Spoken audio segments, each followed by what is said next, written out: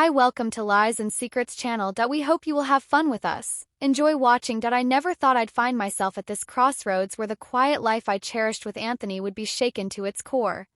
Our home, once a sanctuary of love and laughter, now felt like a stage where a drama was unfolding, one I had unwittingly become the lead in. The scent of old books, the gentle snoring of Jack.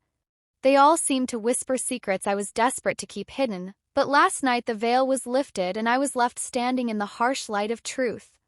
As I walked away from our home, the weight of my decision bore down on me, each step echoing with the question: what would happen when Anthony discovered the depth of my loneliness? The lengths I had gone to feel understood. The answer awaited me like the first drops of an impending storm in Willow Creek, where the hills roll like gentle waves and the trees whisper secrets to the wind. There was a house that seemed to breathe with life. It was a modest home, painted in the soft hues of twilight, where Buddy and Anthony lived. I remember the first time I saw Buddy. Her nut hair cascaded down her back like a waterfall, and her eyes. They held stories within stories like ancient scrolls, hidden away in the depths of a library. She was the librarian, the keeper of tales, her gentle demeanor, a stark contrast to the weight she carried within. Anthony, on the other hand, was a man of structure and steel, his broad shoulders and kind smile a testament to his work at the local factory. He was the engineer, the builder, the one who made things work together. They were the epitome of what one might call domestic bliss. Their home was a sanctuary filled with the scent of old books, the sound of laughter, and the occasional bark of their Labrador retriever. Jack. Jack was not just a pet, he was Buddy's shadow, her silent guardian. His eyes, like deep pools of understanding, followed her every move. There was something about the way he looked at her, as if he could see through the veil of her composed exterior, to the pain she kept locked away. Buddy was an enigma, a puzzle wrapped in the soft fabric of her cardigans. She spoke little of her past, only once mentioning the tragic accident that took her parents when she was but a child. It was a loss that had sculpted her, carving out spaces within her that she filled with books, with silence, with the love she shared with Anthony. Their life together was like a well-orchestra trotted symphony. Each note played with precision and care, but even in the most harmonious of melodies, there are moments of discord, notes that clash and jar the senses. One evening, as the sun dipped below the horizon, painting the sky in shades of fire and gold, I found myself in their living room.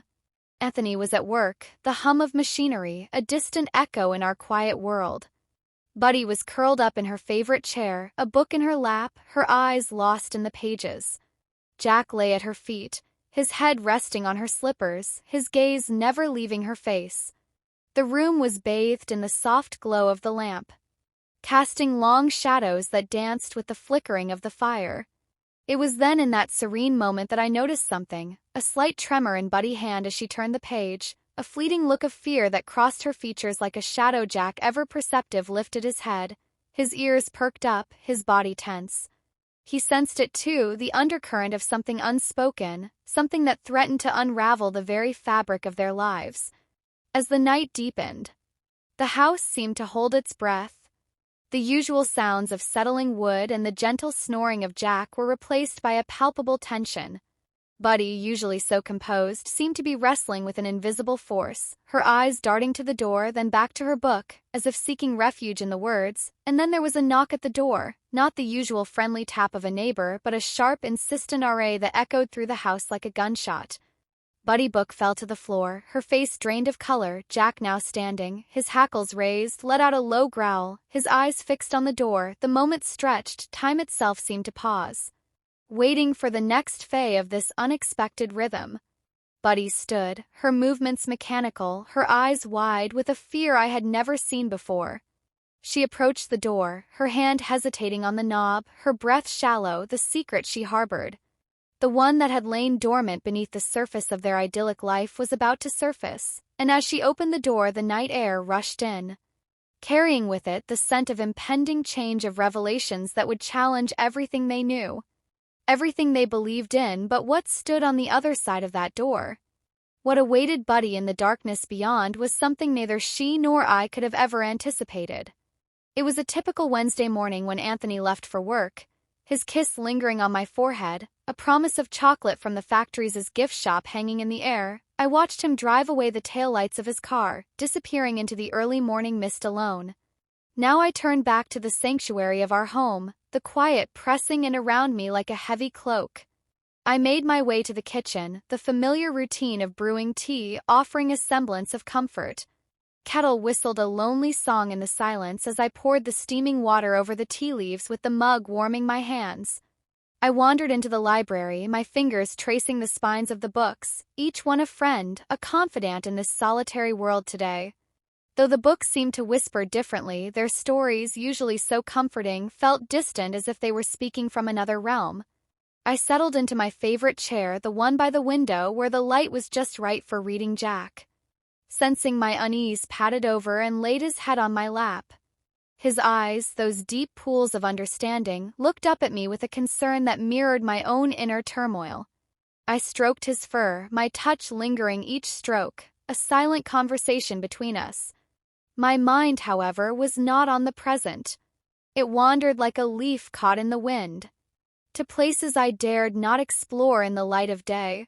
Memories long buried began to surface, memories of a life before Willow Creek, before Anthony.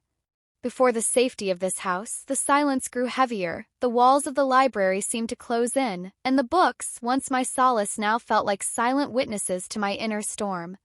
I could feel the weight of my past, the secrets I had kept locked away, pressing against a fragile dam of my composure. Jack's ears perked up, his body tense as if he too could sense the shift in the atmosphere. His gaze was fixed on me, his eyes asking questions I wasn't ready to answer. I took a deep breath, the scent of old paper and leather binding filling my lungs, grounding me momentarily. But then something within me snapped. The tea, now cold, was set aside as I stood abruptly, the chair scraping against the wooden floor.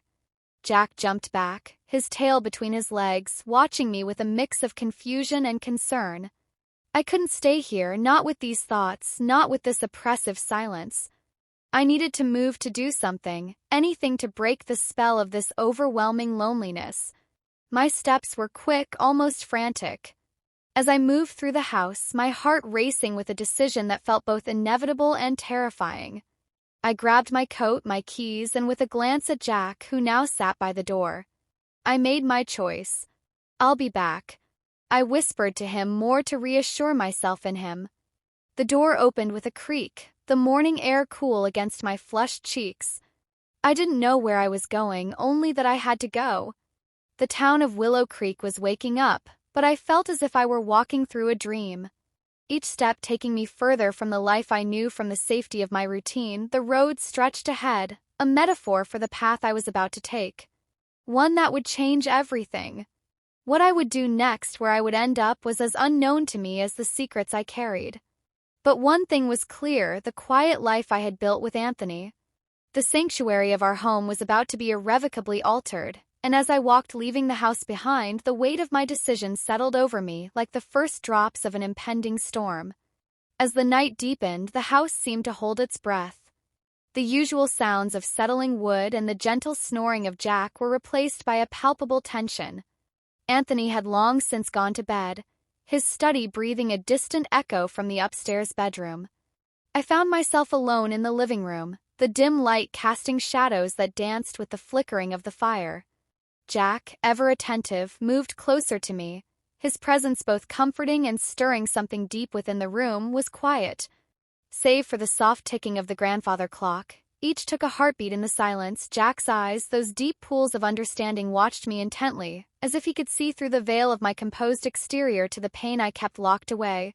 His head rested on my lap, his warmth seeping through my clothes, a stark contrast to the cold loneliness that had enveloped me in that moment. With the world outside asleep and the house wrapped in its own cocoon of silence, I felt an overwhelming urge to connect, to feel something real, something tangible. My fingers, trembling slightly, began to stroke Jack's fur, each stroke a silent conversation between us. But as the night wore on, my touch lingered, becoming more deliberate, more intimate. I found myself leaning closer to him, my breath catching as I whispered his name, the sound barely audible over the clock's ticking. Jack's response was immediate. his body shifting to press against me. His eyes locked onto mine with an intensity that mirrored my own. It was as if he understood, as if he could sense the storm brewing within me. My actions, driven by a complex mix of affection, loneliness, and a dark curiosity about my own desires, began to blur the lines of companionship. I let my guard down, allowing myself to explore this forbidden territory. Jack, ever loyal, seemed to accept this new dynamic, his tail wagging slowly, his breath warm against my skin. The interaction, initially innocent, escalated into something more intimate. My hands moved with a life of their own, exploring the contours of his form, feeling the strength beneath his fur. There was a part of me that knew this was wrong, that this crossed boundaries I had never dared to approach before. But another part, a deeper, more primal part, was drawn to this forbidden dance. My heart pounded in my ***T, each beat a drum roll to the crescendo of my actions. I could feel the heat rising, the room growing smaller, the world outside fading away until there was just me and Jack locked. In this moment of vulnerability and exploration, my fingers traced lines down his back, each touch sending a shiver through both of us. But then a sound from upstairs shattered the spell, the creak of a floorboard, the soft murmur of Anthony stirring in his sleep.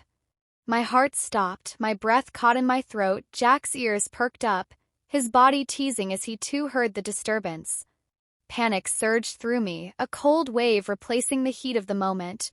I quickly withdrew my hands, my mind racing with the implications of what had just transpired. What if Anthony had seen? What would he think? Questions swirled in my head, each one more terrifying than the last. I stood, my movements jerky, my eyes darting to the staircase, expecting at any moment for Anthony to appear, his face a mask of confusion, or worse. Pearl. Jack, sensing my distress, moved back to his usual spot by the fireplace, his eyes still on me.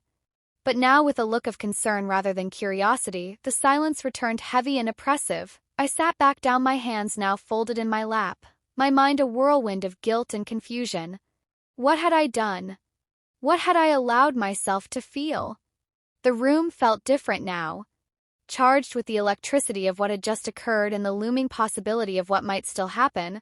The grandfather clock continued its relentless ticking, marking the passage of time, each second stretching into eternity as I waited, my heart in my throat, for Anthony to either return to sleep or come downstairs. The night, once a sanctuary, now felt like a trap, holding me in its grasp as I sat there alone with Jack, the echoes of my actions reverberating through the silence.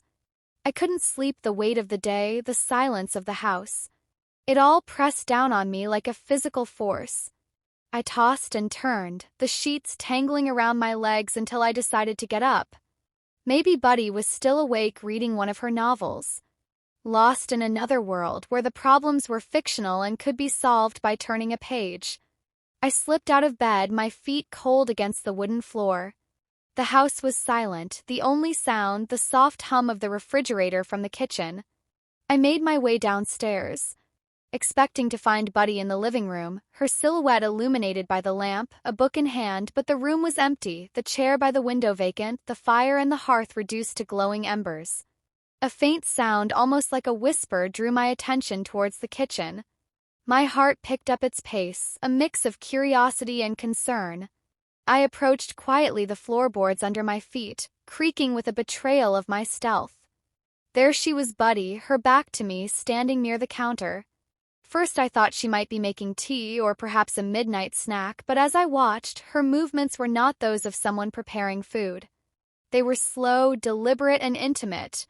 My breath caught in my throat as I realized what was happening. Jack, our loyal companion, was there with her. His tail wagged gently, his body pressed against her side.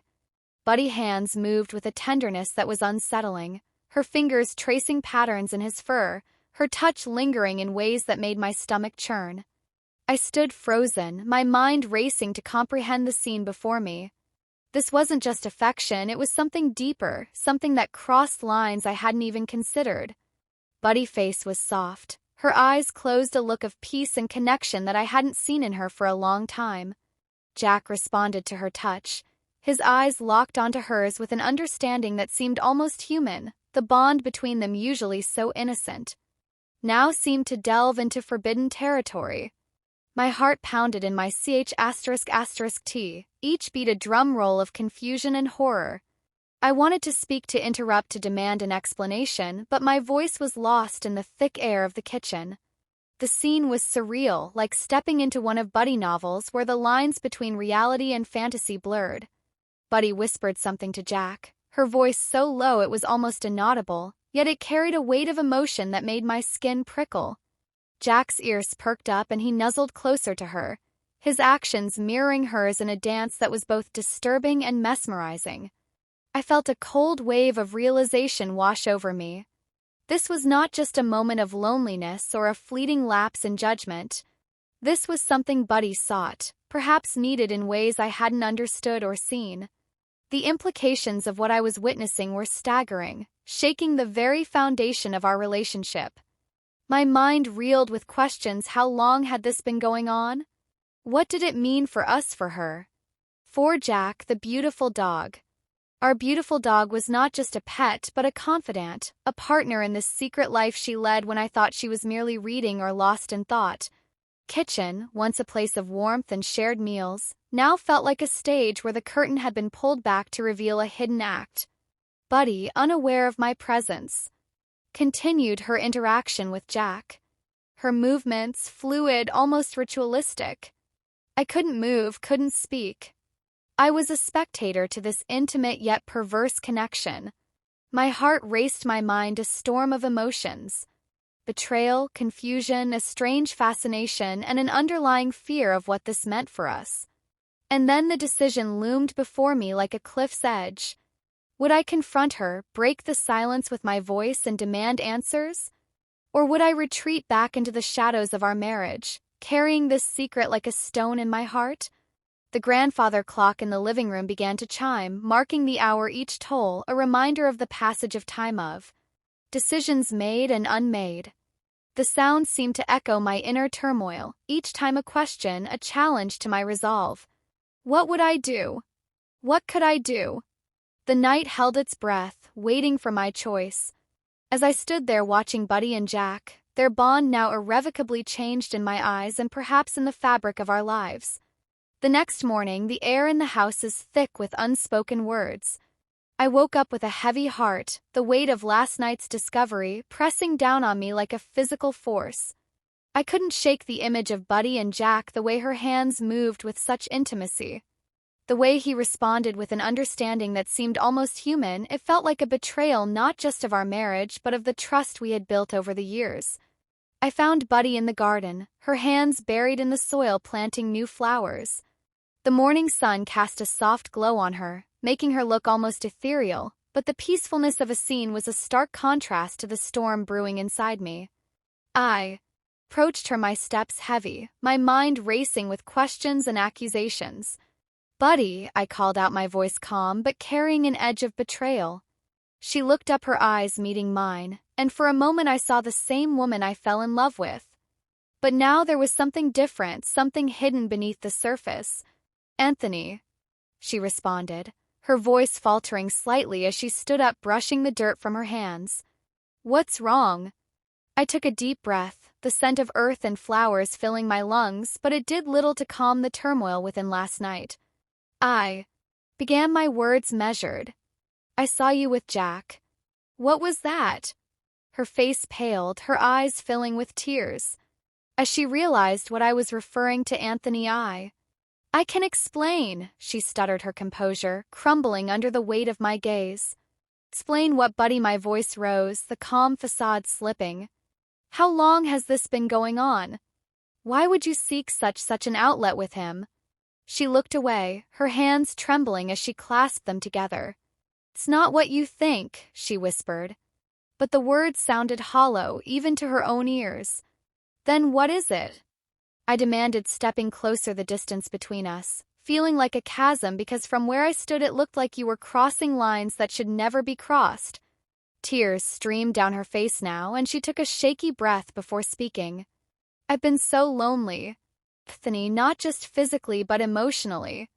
There's this void inside me, a fear of intimacy with humans because of my past.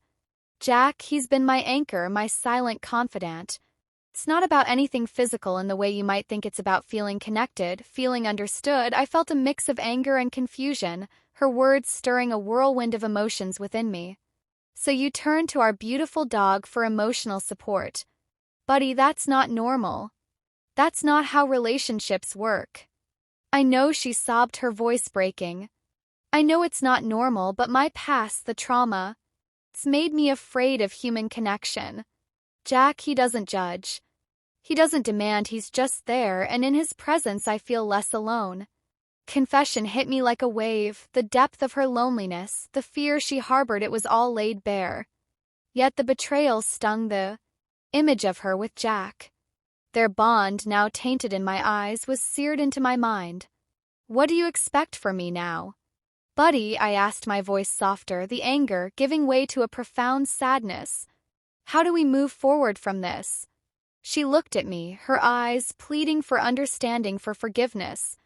I don't know, Anthony, I need you to understand, to try to see why I've been so lost. I stood there, the garden around us, a silent witness to our crumbling world. The flowers she was planting, symbols of new beginnings, seemed a cruel irony. Now the question hung between us, heavy and unresolved. What would I do with this revelation? How could we possibly rebuild from this? The silence stretched, filled only by the distant chirping of birds, the gentle rustle of leaves in the morning breeze. I turned away, my heart heavy, my mind a storm of conflicting emotions. Path forward was unclear, the trust broken. But the love, the deep abiding love I felt for Buddy, it was still there, buried beneath the shock and the hurt. As I walked back to the house, the weight of my decision settled over me. Like the first drops of an impending storm, the future was uncertain. Our relationship at a crossroads, and all I knew was that the next step we took would define everything. After days of silence and introspection, the tension in our home was palpable. The air was thick with unspoken words, and the weight of our recent revelations hung over us like a storm cloud.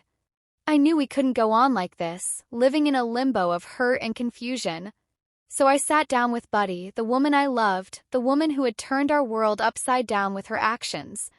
Buddy, I started, my voice steady but filled with a mix of pain and hope. We need to talk.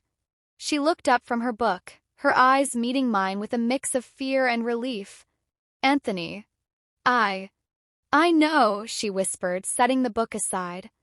We sat in the living room, the same room where I had first seen her, in a new light, where the boundaries of our relationship had been blurred. Jack, sensing the gravity of the moment, lay at her feet, his head resting on her slippers, his gaze shifting between us. I love you. Buddy, I said the words heavy with emotion, but what I saw, what I felt, it's shaken me to my core.